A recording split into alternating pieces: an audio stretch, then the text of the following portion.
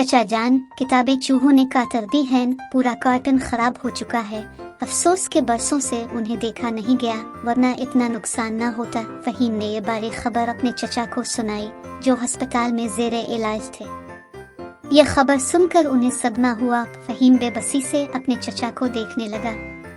चचा जान ने तकरीबन 30 साल पहले एक किताब लिखी थी, जिसमें उन्होंने इंटरनेट के इस्तेमाल से होने वाले सेहत के मसाइल, समाजी बुराइयों और दीगर नुकसानात को मौजू बनाया था। बदकिस्मती से इस वक्त नेट का इस्तेमाल ज़्यादा न था, तो उनकी किताब फरोख्त न हो सकी। नतीजा ये निकला कि उनको नुकसान हुआ। वो किताब उन्हें औने पौने बेचना पड़ी। 200 कापियाँ उन्होंने एक कार्टन में महफूज कर ली थी।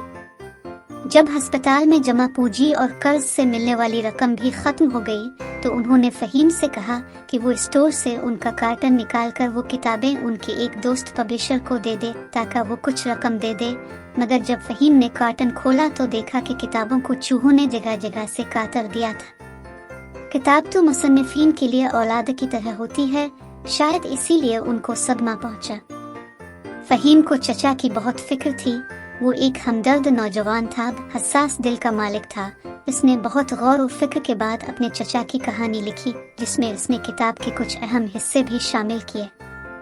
अस्पताल में मौजूद चचा की बेबसी की तस्वीरें भी लें और उन सब की एक वीडियो बनाकर खिदमत खुल्क की एक सोशल वेबसाइट ग्रुप पर डाल दी।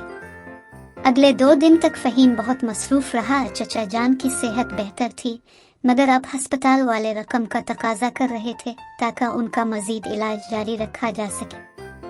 फहीम ने परेशानी के आलम में सोशल मीडिया को चेक किया तो चौंक गया। उसकी वीडियो रातों रात लोगों पर असर कर गई थी। आज कंप्यूटर और मोबाइल फोन के बेदरग इस्तेमाल ने जिन मसाइल को जन्म दिया था, इन सब का तज़किरा बरसों पहले फहीम के चचा ने कर दिया था। यकीनन वो दूर अंदेश आदमी हैं। लोगों को उनकी किताब का मौजू पसंद आया था। फहीम के लिए ढेरों पैगामात थे।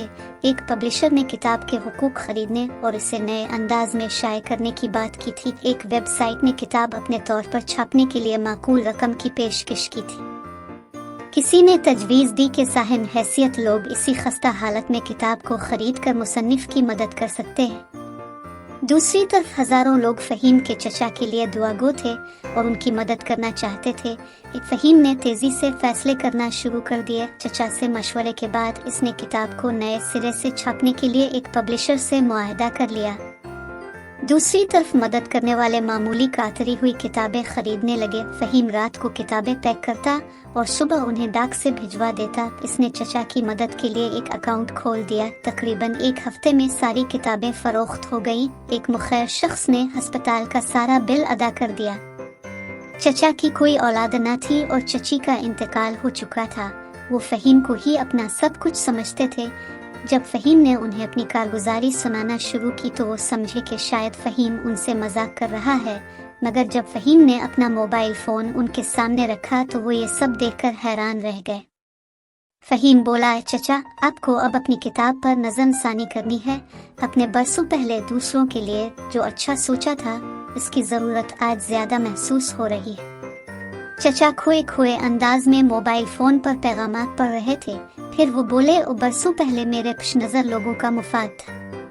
किताब नहीं बकी तो मैं समझा कि मेरे खुलूस और मेरी मेहनत का सिला नहीं मिला। मेरी किताब को पजीराई ना मिली, मगर खुदा किसी की मेहनत को ज़ाय नहीं करता। जब मैंने सुना कि चूहों ने मेरी किताबें कातर दी हैं तो मुझे गहरा सदमा हुआ, मगर अल्लाह बिलाशुबा जो करता है हमारे भले के लिए करता है।